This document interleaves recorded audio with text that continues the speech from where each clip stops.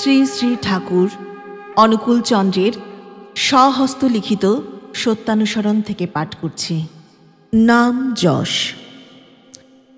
নাম যশের আশায় কোনো কাজ করতে যাওয়া ঠিক নয়, কিন্তু কোনো কাজ নিঃস্বার্থভাবে করতে গেলেই কার্যের অনুরূপ নাম যশ তোমার সেবা করবেই করবে।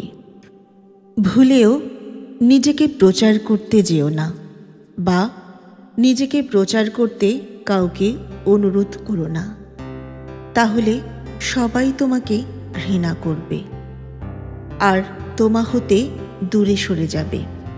নাম যশ আত্মোন্নয়নের ঘোর অন্তরায়।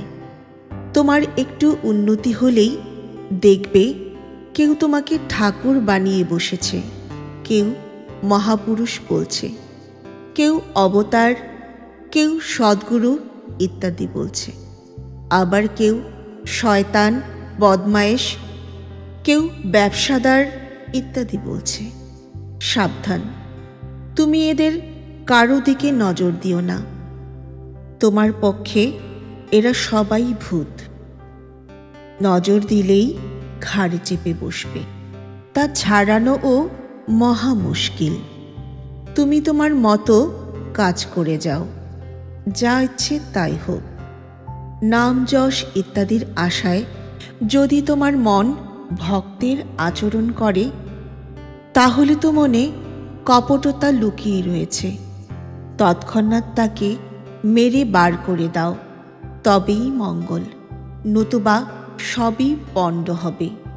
ঠাকুর, অবতার কিংবা ভগবান ইত্যাদি হবার স্বাদ গেলেই তুমি নিশ্চয়ই ভণ্ড হয়ে পড়বে, আর তাতে মুখে হাজার বললেও কাজে কিছুই করতে পারবে না।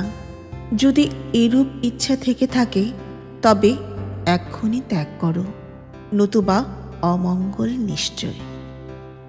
তুমি যেমনতর প্রকৃত হবে, প্রকৃতি তোমায় তেমনতর উপাধি নিশ্চয়ই দেবেন, এবং নিজের ভিতরে তেমনতর অধিকারও দেবেন।